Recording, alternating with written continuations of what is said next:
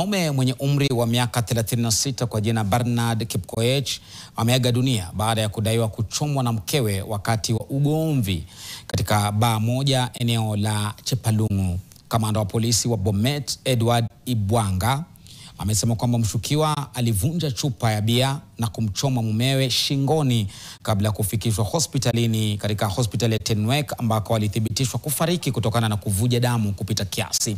Mwili wa marehemu umehifadhiwa katika hospitali ya Tenwek huku mkewe Sharon Cherotich akikamatwa na kupelekwa katika makao ya DCI kwa uchunguzi zaidi kabla ya kufikishwa mahakamani. Akatoa nje akiwa hai kidogo. That's my brother.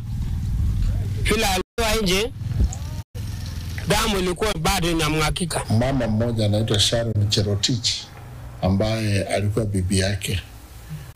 Huyu bwana Bernard alipelekwa Tenwek Hospital kutibiwa, lakini aliaga wakati alipofika katika hospitali hiyo.